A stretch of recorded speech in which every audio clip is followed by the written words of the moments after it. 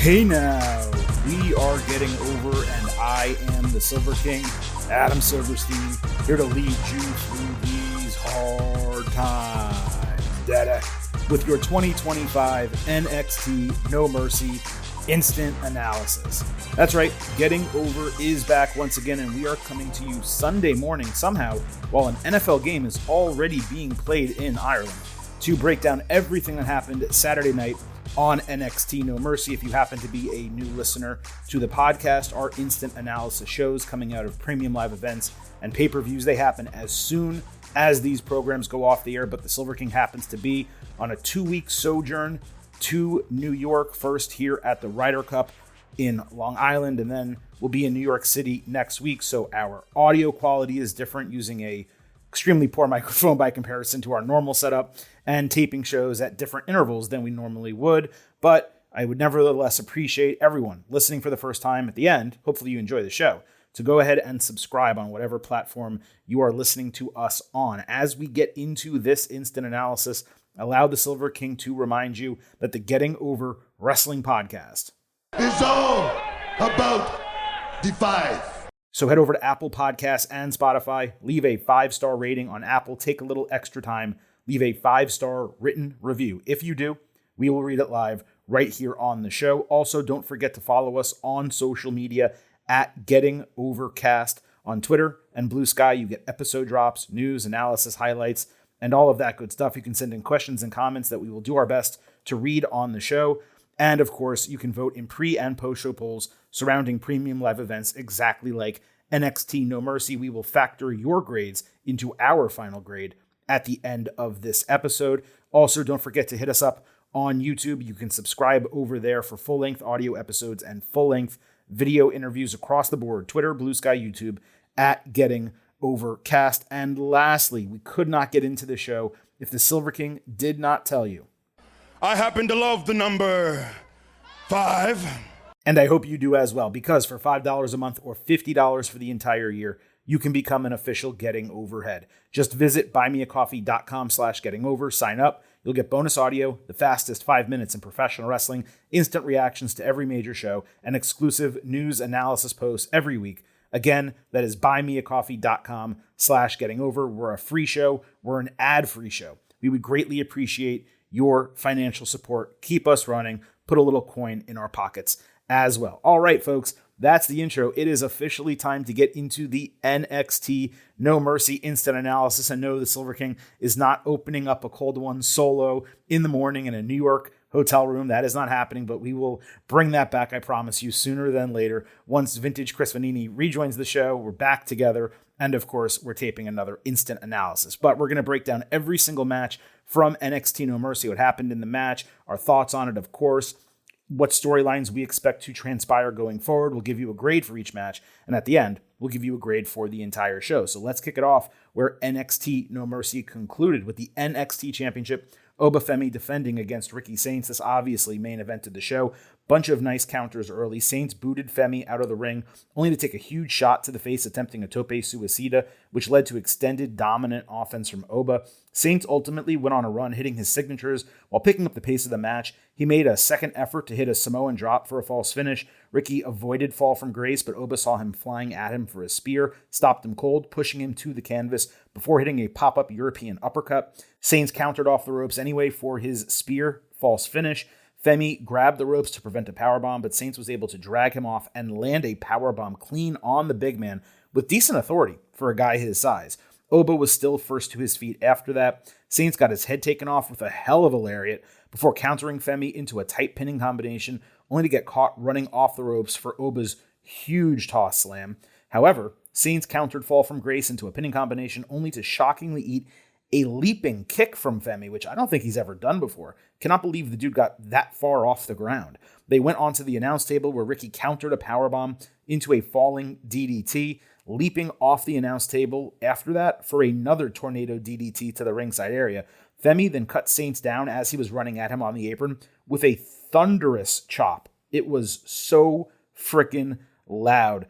The handprint was still on Ricky's body by the end of the match, by the way. Oba hit fall from grace in the center of the ring afterward for a false finish.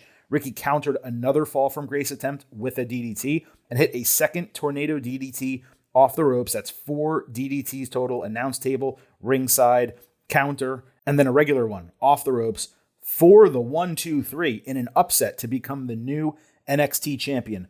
Holy shit, I was not expecting that at all. That was my live reaction. A kick out there would have been crazy after 4 DDTs, given the way the sequence transpired, but it was a fantastic moment despite happening in front of a relatively small, quiet crowd, which I will come back to in a moment. The booking of this match really took the viewer for a ride. The first 2 segments with Oba dominating and Ricky mounting a challenge, they're what you come to expect from like a David versus Goliath match, but the way they jockeyed back and forth looking like equals to one another over the latter stages, to me that allowed this to stand out. I'd have liked the fall from grace false finish to be a 2.9 instead of a 2.5. I know you're saying, well, Silver King is pretty much the same thing. It's not really, because fall from grace beats smaller dudes. I don't think that many people, if anyone other than Trick Williams, has actually kicked out of that move. So if Ricky's taking it, you want to sell that almost ended the match. And a 2.5 kick out, which is normal, doesn't really do that, right? You want that 2.9, oh my God, he almost beat him. I can't believe he kicked out of that. That was really my only qualm late in the match. It's obviously a massive win for Saints, taking down a guy of Femi's stature, both literally and figuratively. And really the only negative is that Javon Evans was not the one to dethrone the big man. It sure felt like NXT was building up to that eventuality later this year. The ultimate underdog babyface toppling the unstoppable, unbeatable ruler champion. I suppose Oba can win the title back, and Javon can still beat him at Stand and Deliver. There's no harm in Femi being a 2-time NXT champion, but all of that would have to transpire inside of 7 months. So you need Saints getting a reign for 3 or 4 months, then Femi getting 3 or 4 months back with the title. And plus, what does this mean for like the Oba Trick Williams feud? This feels to me almost like NXT had plans to go with Oba Javon, but a decision was made from up high to call Femi up, which necessitated a title change. I could be wrong about that. We'll have to see how it plays out on TV. That was my inkling watching this late Saturday night, considering the Femi Saints feud had a really short build compared to what he's done with Trick and Javon. If you're going to change a title like this, you want a big build-up for a guy who's been champion for the better part of 300 days. Now, if you call him up, you have to have Oba answer Sami Zayn's open challenge and beat him for the United States Championship. That's really the only way to debut this dude on the main roster, unless you're going to have him retire John Cena. Those are your 2 options. Anyway, I'm not saying a call-up is certain, but losing the title in that way on that show definitely makes it feel possible. As I mentioned, the time and place for this title change was really odd to me. The War Memorial in Fort Lauderdale, it seats less than 1,600 people on a good day, and I believe this was sold out, like legitimately, at 1,400. If WWE was going to change this title with these guys, surely they could have chosen a larger venue in a bigger city with a better crowd. The fans were not great for this show, and it's possible they were not mic'd up well either, but they didn't get as loud as NXT crowds normally do, even when it's only 1,200 people on the road. It's another reason why I believe this was a plans change scenario. That does happen sometimes in NXT because it is, after all, developmental for the main roster. Them's the breaks. Doesn't mean we cannot look at what transpired and wish for something better or stronger or more impactful. It was great for what it was, no question. It was the match of the night. 4.25 stars and an A. One other note from this match, Oba is great. He has a bright future ahead of him, but when he is asked to wrestle with pace, he noticeably slows down late in matches. Femi badly needs to work on his endurance just so he doesn't gas out, and that's difficult to do for a guy whose athletic career has largely been focused on strength training more than anything else. I'm sure he'll get there, but he should be able to go 17 minutes without a problem. No shade on him, though. The dude literally and figuratively carried the NXT men's division on his back for more than 260 days. Longest title reign since Braun Breaker's second, and the second longest reign since Adam Cole in 2019 into 2020 when he lost to Keith Lee during the pandemic. So shout out to Oba Femi. Congratulations to Ricky Saints. This division, it did need a little bit of a shakeup. I do hope to some degree that Oba is still around and he gets a second title reign, similar to what I just said happened with Breaker. But if this is it for him, hell of a run in NXT, and the Revolution, right, is officially being televised. Women's Championship, JC Jane defending against Lola Vice. This started relatively slow until Vice got chucked into the steel steps, eating a cannonball from Jane into the furniture. A Fallon Henley distraction near the ropes allowed Jane to hit a backstabber as Vice sold her back. Lola came back with a variety of kicks, ama Latina, and some extra juice on the end, plus a back suplex. Lola cannonballed Fallon off the apron, only to get booted by JC. Vice avoided rolling encore, hitting a huge roundhouse kick, only for Henley to pull the referee out of the ring and subsequently get ejected from ringside as a consequence. Lola countered out of a rolling pinning combination into a rear naked choke, but JC flipped out, hit a back fist, and then talked shit to her father. Vice hit a tornado DDT out of the corner, maintaining the headlock into a guillotine choke, which is a really cool sequence someone should use as a finisher. Maybe she should use it as a finisher. Jane then caught her on the ropes for a back suplex and a running pump knee. She brought in the NXT title. The referee stole it away from her. They then exchanged rolling encore and the back fist because Lola, after she took it, bounced off the ropes and delivered it right back to her. Both women were knocked out simultaneously, one inside, one outside of the ring, only for someone dressed in all black to completely drive by Vice ringside with a boot to the face. It looked like Henley to me. Lola dove inside at 9.7, only to eat one more rolling encore for the Jane title retention. This literally went exactly as I expected, other than my guess being specifically that Lainey Reed would factor into the finish. Vice doesn't have another enemy that I can remember, and if it was meant to be Reed, as you'll learn later, she was supposedly unable to get cleared for the show.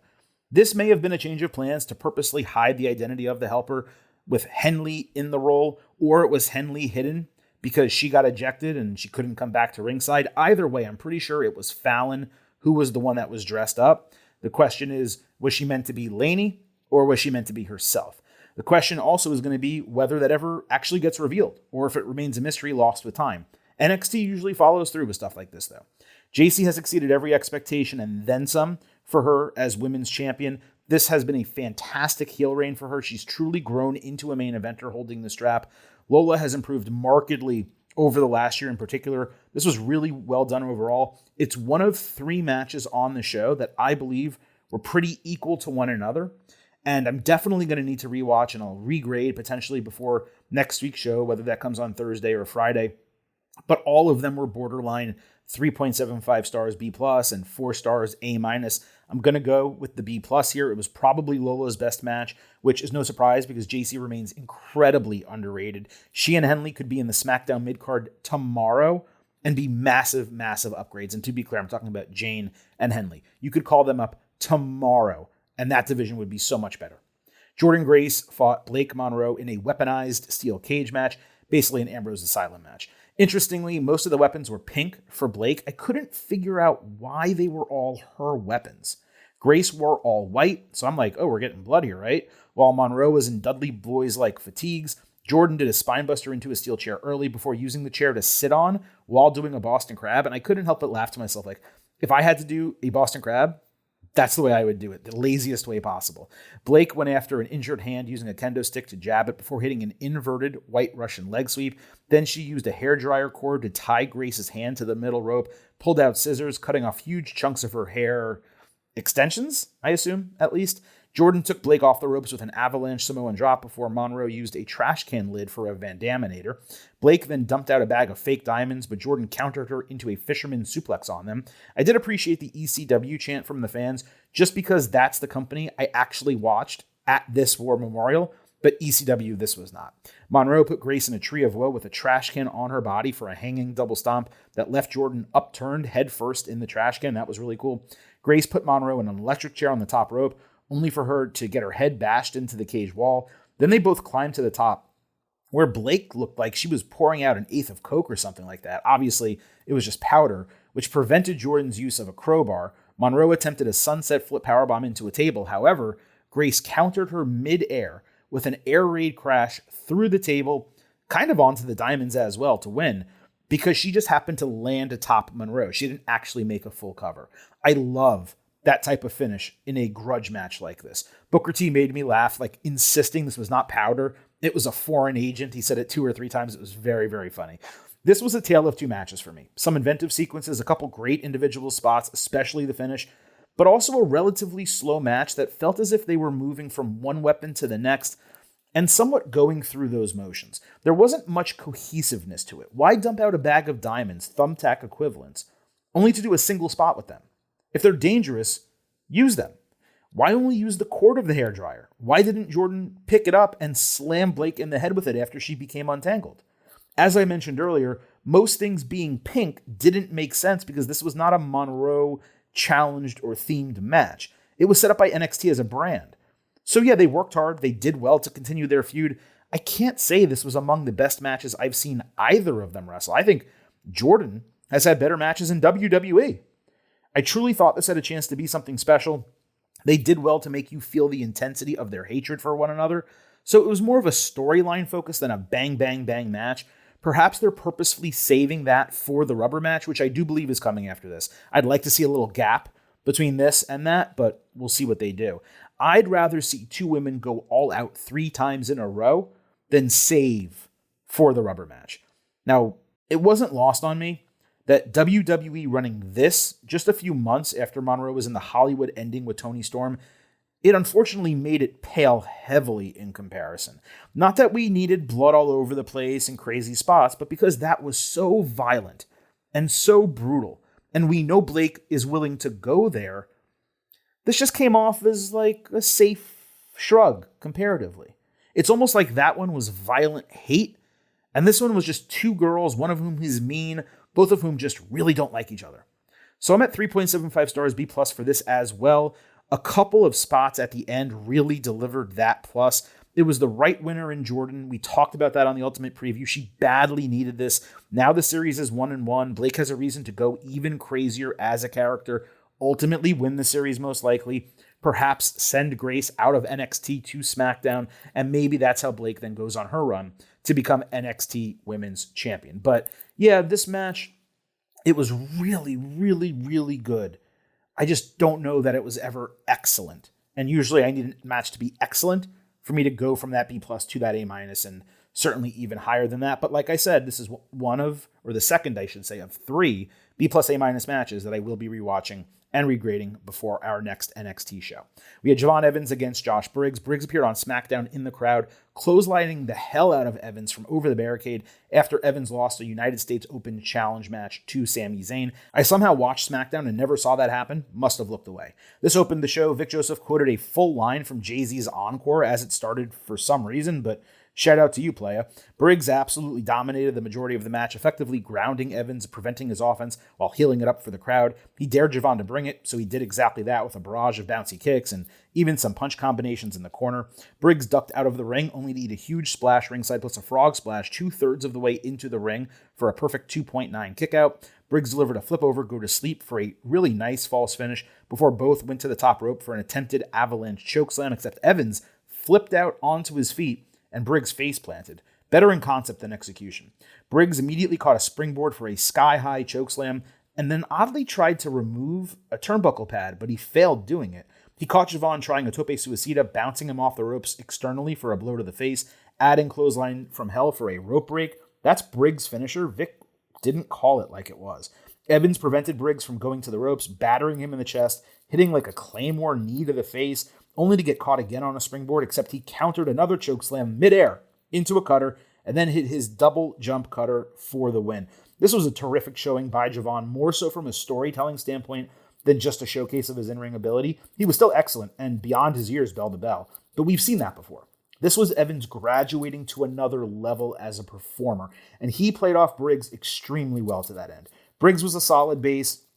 It was one of his more unspectacular big matches, but that's because his entire reason for being here was to put over Evans. We've seen him put on some like 50-50 bangers, usually with other big men like Dijak.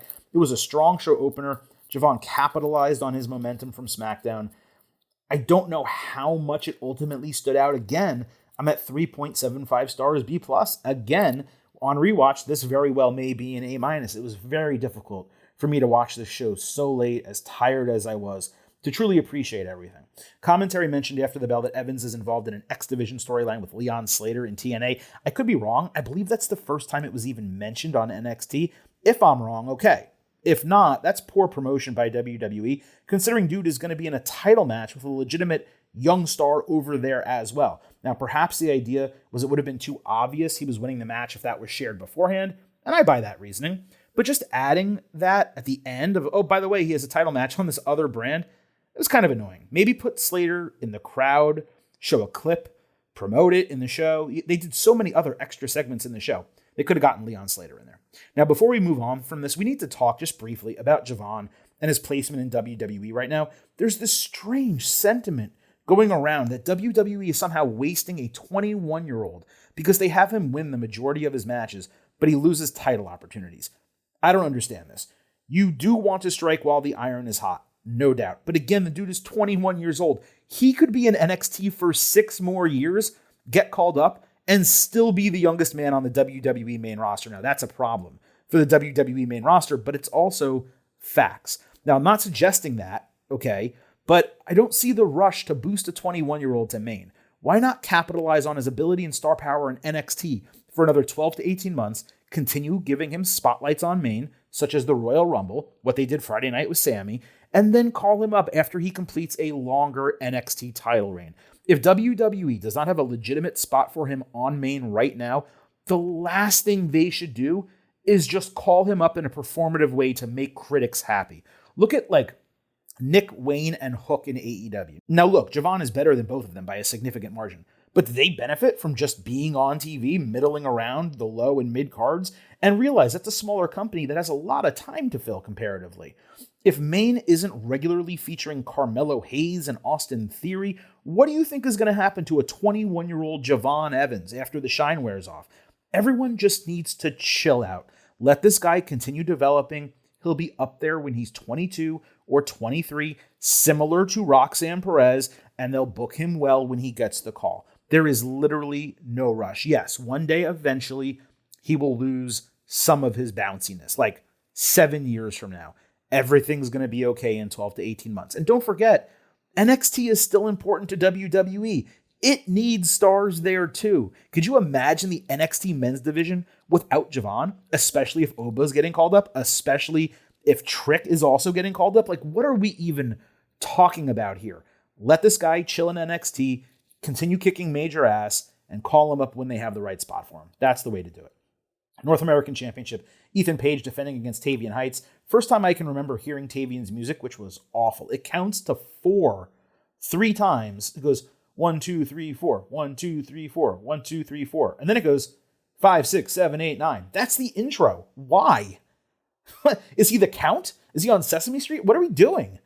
Page suplexed Heights onto the steel grate ramp to start the match, and then worked his back with suplexes and drops for the duration. The challenger got a second wind when Ethan celebrated ringside, only to eat Ego's Edge for a 2 count. Then he converted that into a Boston Crab on the kickout. Heights put Page in a sleeper hold on the ropes, only for Page to take him down with an avalanche power slam and a counter last gasp offense into a twisted grin to retain the title. I'm glad Page got the squeaky clean win here as a heel, not only because that rarely happens, but because Heights, while he has potential, is clearly not ready for a mid-card title on this brand. This was another slower than expected match on the show. We've seen Tavian go balls to the wall before, most notably when he returned from Pro Wrestling Noah, but it's almost as if what he learned over there has worn off a little bit, being stateside. Perhaps a second excursion would do him well because the dude does have a really high ceiling. You know, we've been putting him over on the show. The finish was the best part of the match. And all in all, the work was solid by both guys, 3.25 stars and a B. Also, why was this whole feud Canada, United States? But Heights came out looking like a Greek wrestler. What was the point of all the buildup of, country versus country if you're going to completely go away from it in the actual title match?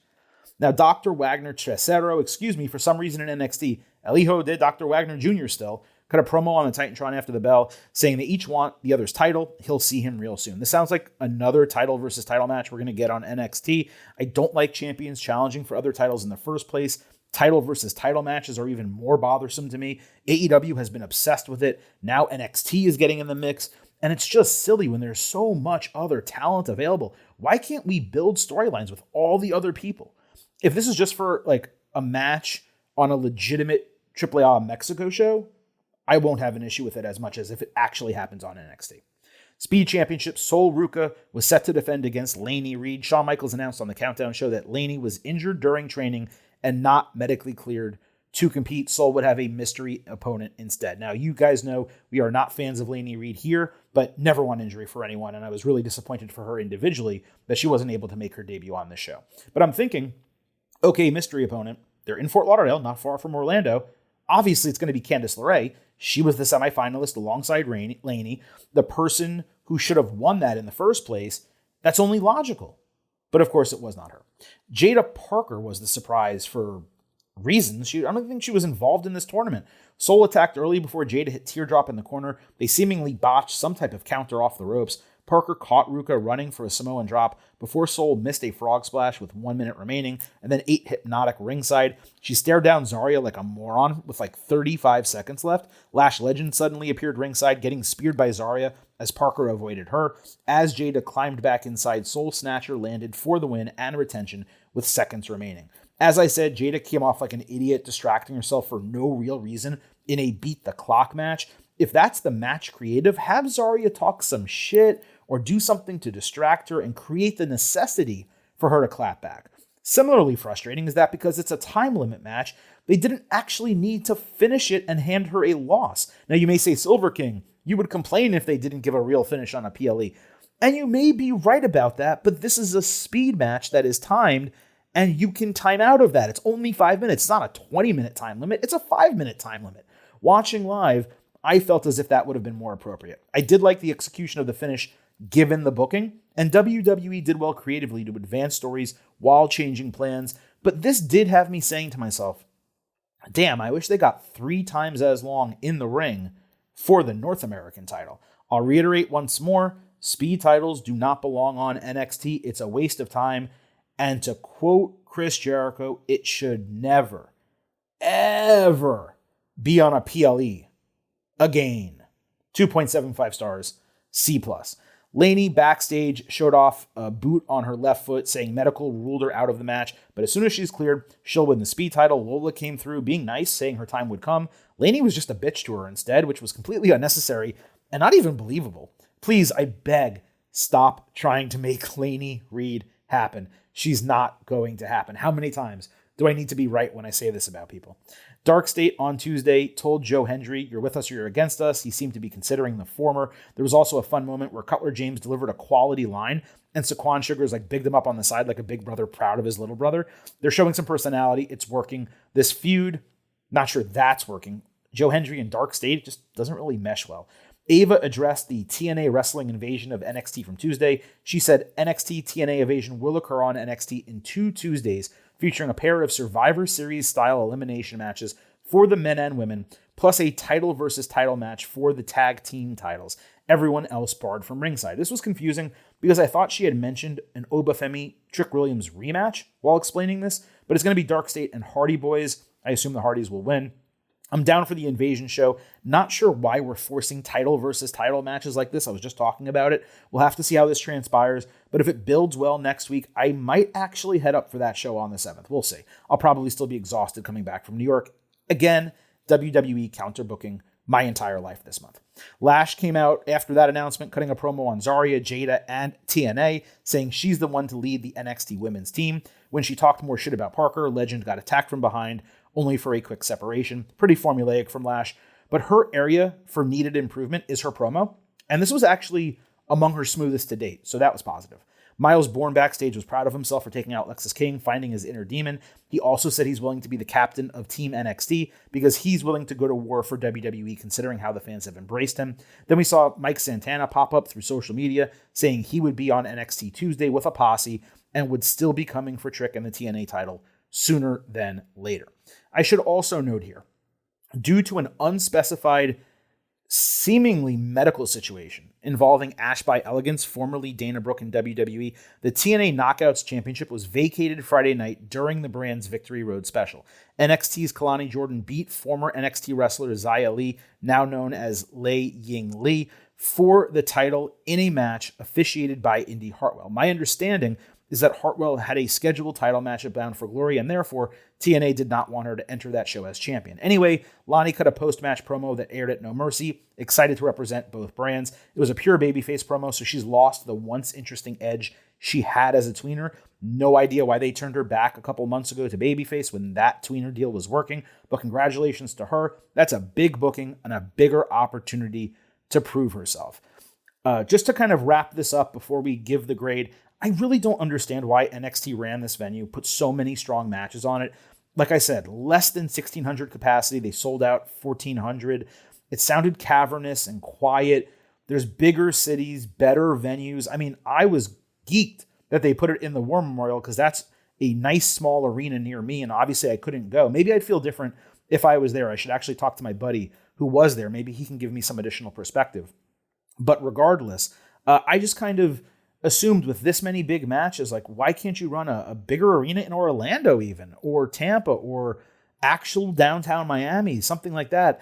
I found the setting and the setup and the entire deal really odd for a show like this where so many things happened, specifically the weaponized steel cage match and the NXT title change. Now, in terms of our grades for NXT No Mercy overall on the pre-show, I gave it a 90 out of 100, an A-. I forgot to post the poll for all of you until after the show already started. In my mind, wrestling shows still start at 8 p.m. Eastern, but this was 7, and I remembered at like 7:36 to post the poll, and yeah. So I didn't get your pre-show expectation grade. I presume it would have been relatively close to mine. In terms of a post-show grade, you all came in 39% A+ to A, 48% A- to B+, 11% B to B-, 2% C or lower. That averaged out to a 90.8 out of 100, so a 91, and an A-.